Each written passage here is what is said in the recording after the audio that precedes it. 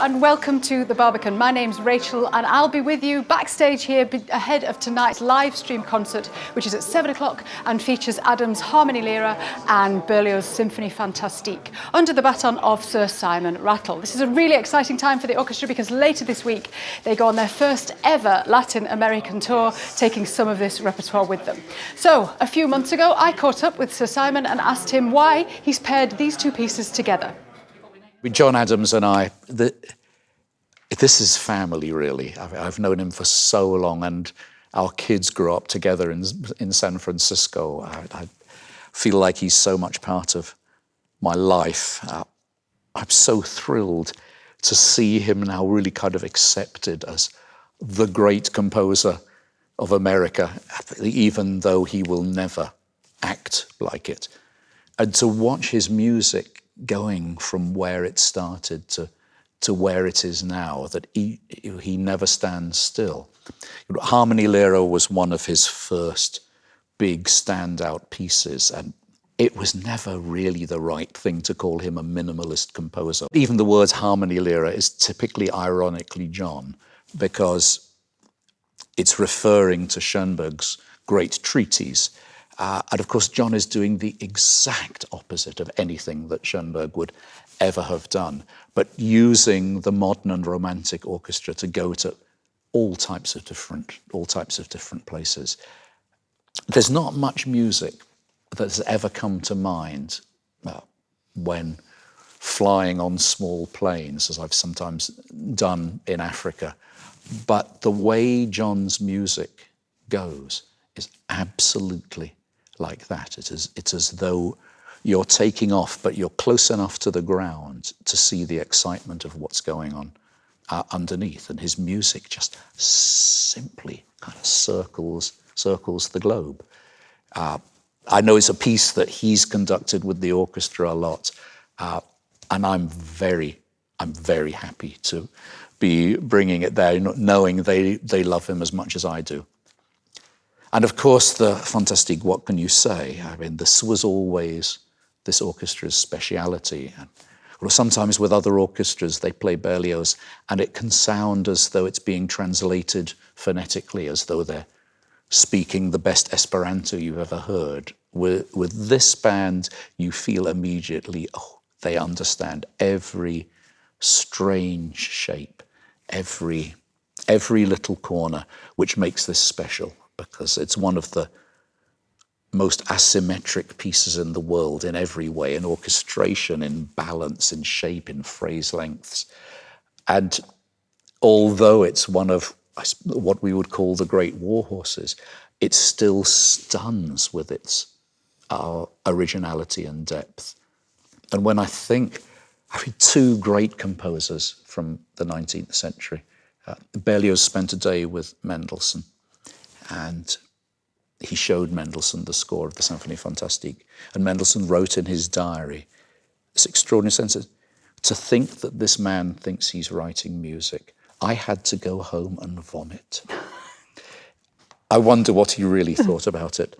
And Schumann, who was able to write the most extraordinary, loving, admiring monograph on it, having never seen the full score, having only seen the piano transcription, and was already able to say what a masterpiece it was. So interesting, two composers of the same time having such a different reaction. I would think it's kind of easy conducting these two pieces with the LSO because, like you said, it's in their blood, both of these pieces. Or is it really difficult because you've got to put your stamp on it? They will go with anything with the LSO.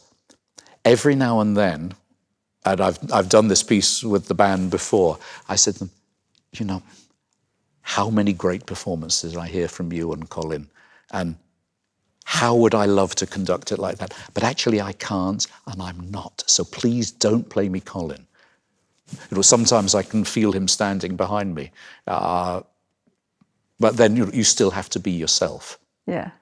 We ended up with very different ways of doing it, rightly or wrongly. But that's the thing about great pieces.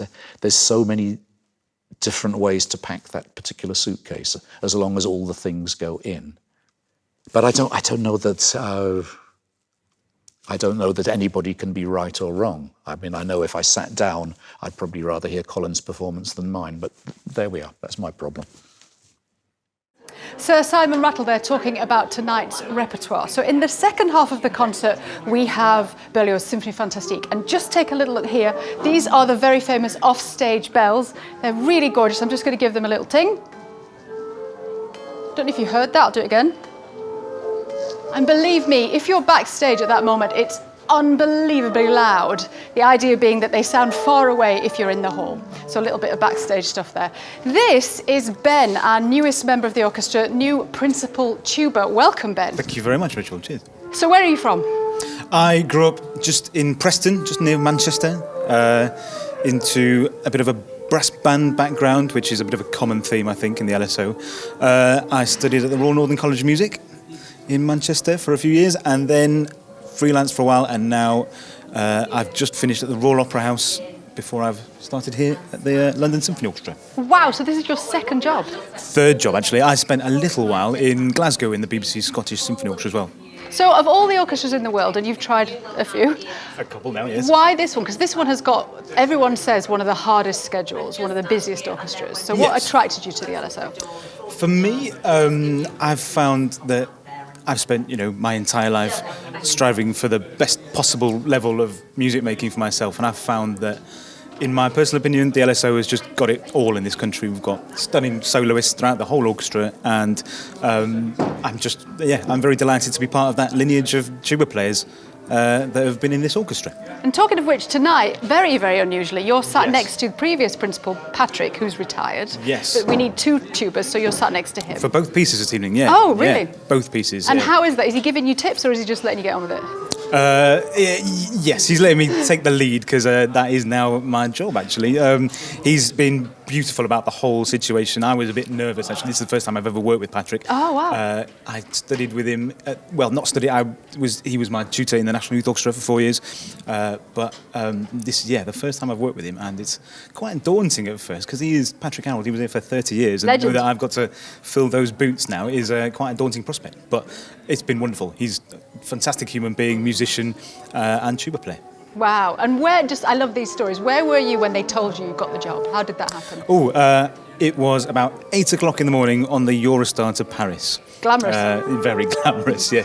One of these shock circumstances. Gareth, who was then the chairman, pulled me over and said, Ben, we've got some news for you. And it's one of those instances where you think, oh, well, this is either really good news or really bad news. But luckily for me, it was great news. And he offered me the job on the train, in a corridor. One of these whirlwind of emotions kind of thing, because I've got to think about, I've got my orchestra to tell you, I've absolutely adored it at the Royal Opera House. It's been a wonderful place to work. But yes, it was just one of those circumstances that I just thought, this is an opportunity that I don't think I could miss out on. So here we are today. Yeah, amazing. So what are you looking forward to in the next? Because we're nearly at the end of the season, aren't we? But there's Very still a close, lot yeah. to come. What are you looking forward to? Well, obviously, I think everyone here today is very excited about going to South America on Thursday. We fly to Colombia on Thursday night. But yeah, that's a just over 2 weeks trip there, all kinds of countries that I've never been to before, very exciting. But also, I mean, there's things like doing Bachelor's Feast in the Proms with Mr. Rattle as well. That's the, sorry, my apologies, Yeah, Sir get Simon. that right. Sir Simon. We are, in my eyes, it's the combination of wonderful British conductor and a wonderful British orchestra that is so sought after at the moment.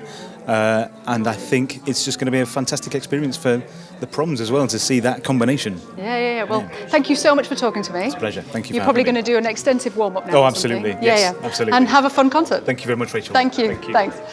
So the first half of the concert features John Adams' epic and symphonic piece, Harmonielehre. And to tell us all about why it maybe is minimalist or maybe it's not, here's a short film with David Bruce. The early minimalists had a surprising amount in common with the high modernists of the post-war era, even as they seemed to be rebelling against them. Certainly the minimalist music was more tonal, more pulse-based, but what it shared with the modernists was a sort of rationalist sense of music, the idea of the composer as scientist, music built from patterns or equations without much space for intuition or spur-of-the-moment invention. And John Adams's early works fall into this vein. His early piano piece, Phrygian Gates, for example, is structured very cleanly around a cycle of fifths chord pattern that modulates between two different modes throughout. So the entire structure of this piece was mapped out in advance. But Adams's 1985 work, Harmonielehre, brought something different. It was Adams's attempt to say that intuition in music wasn't dead. You could allow yourself freedoms while still retaining a sense of modernity. The piece at the time was seen as an uneasy hybrid between the minimalist sound worlds that open the piece and form a lot of the third movement, with the late Romantic sounds which clearly show the influence of Sibelius's 4th Symphony and Mahler's unfinished 10th Symphony, and these dominate the central part of the first movement and the entire second movement. Adams himself said that this mixing was a conceit that could only be attempted once. But as time has gone on, those distinctions seem to matter less, and taken as a whole, there's no doubt that this is a work with symphonic aspirations. The symphonic argument is particularly noticeable in the harmony, which pitches minor and major tonalities against one another, with the major triumphing in the end, as in so many 19th century symphonies, but also in the ways the entire piece offers a sense of alternation of ideas, a sense of departure and return, conflict and resolution. But let's look at those ideas, and we'll focus on the opening movement. To me, one of the most striking features of the piece is that within this framework of contrast, the ideas, the themes themselves, are quite deliberately unmemorable, at least at the phrase level. Of course, the opening gesture of the work is incredibly memorable, those thumping repeated notes. But how much of the specific detail beyond that do we retain? It's striking to think that in terms of thematic material, the opening 5 or 6 minutes of the piece is not much more than a series of overlapping one-note rhythms. So the opening gesture itself is memorable, but individual moments within it as it continues are quite unmemorable. And interestingly, the same is true of that more romantic middle section of the movement. It's a kind of melodic line that Adams has used throughout his career since Harmonielehre. He calls it Sehnsucht, which roughly means longing or pining. There are a lot of repetitions within this kind of line, but there's also a lot of jagged, angular leaps, and it all happens within a gradually shifting mode, but quite deliberately non-motivic, unmemorable at a phrase level. So even though these two styles in the piece are quite different, they share this crucial element in common, the way they stay in our memory as more of an overall idea than a specific line. And this, I think, is crucial to how Adams, in this piece and in many of the pieces since, has gone about synthesizing the minimalist language with the structures and expectations of the musical past. By avoiding memorable themes, he avoids all the traditional and perhaps overused symphonic approaches of development, recapitulation, and so on. So there's a kind of traditional multi-movement symphonic mould, but instead of thematic ideas, Adams pours in this new content. It's a strategy that could easily backfire, deliberately choosing to use unmemorable material. But somehow Adams pulls it off. His music is intense and emotionally open, but also enjoyably reckless and willing to throw out all the rules. And this brings us to that title, which has always been a bit ambiguous. It literally translates as The Theory of Harmony, but it refers, of course, to a treatise on tonal harmony by Arnold Schoenberg. And given that Schoenberg is himself often seen as a high priest of modernism, the kind of figure that Adams has railed against his whole career, you could be forgiven for assuming that the title was a sarcastic dig. But if anything, I'm drawn to the argument Scott Strovass makes in his paper on the two different Harmonielehres, where he suggests that to conclude that Adams's work is a statement about tonality would be oversimplistic. Instead, Strovass argues, Adams recognised in Schoenberg's work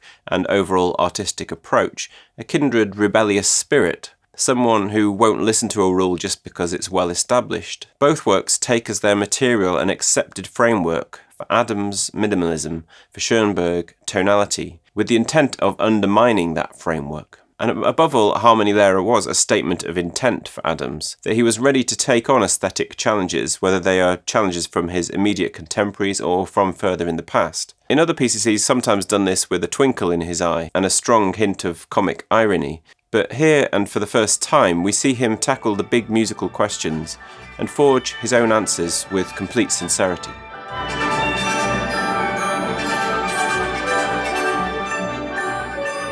David Bruce there talking about John Adams, and he's in the audience tonight with his family, so I really hope he enjoys the concert. Now, before I tell you about what's coming up in the first half, a short little message. We are very much committed here at the LSO to bringing you these concerts live and free wherever you are in the world, but obviously they come at a cost, and like any British arts organisation, we are a registered charity. So we would really appreciate you considering to give us a donation, and whatever you can give, big or small, we say a huge thank you and promise you that 100% of it will go towards future events like this. You can donate at lso.co.uk/donate, and that message will be coming up on the screen at various points tonight. So in the first half of the concert we have this epic symphonic work by John Adams. It's an early piece for him written in 1984 after a period of writer's block. It's also somewhat inspired by a couple of really rather strange dreams, which ties in with what we're going to hear in the second half of the concert, Berlioz' Symphonie fantastique, but more about that later. The first image that Adams had in his head was of a tanker in San Francisco Bay turning on its end and then shooting into the sky like a rocket. And you can hear that in the opening thunderous chords. And then we go into a classic minimalist texture. But about halfway through that first movement, everything stops and we have a meandering and sad melody. I'm a little bit put off because there's a huge amount of noise going on behind today, which is very unusual. And this is John Adams saying that he's not just a minimalist, there's so much more to him. The second movement definitely isn't minimalist. It's very dark, it's very brooding. It's called Anfortas Wound, named after the last keeper of the Holy Grail, the Fisher King who had a wound. And maybe this is a metaphor for John Adams' recent bout of writer's block, his own personal wound. And then in the last movement, which has got one of the best titles in all of classical music, Meister Eckhart and Quacky, it's all about an image, a dream that John Adams had of his baby daughter, whose nickname was Quacky, floating through the sky with the German philosopher Eckhart whispering in her ear. And this makes itself into music of a very shimmery, transparent, minimalist texture with a wonderful, wonderful, triumphant ending. So this is like a symphony, really. 3 big movements, a huge orchestra, and conducted tonight by John Adams' friend, Sir Simon Rattle. That's all coming up at 7 o'clock on YouTube, and then will be available for a further 90 days. And I will see you for the interval, where I hope it's a little bit quieter behind me. I'll see you then. Bye.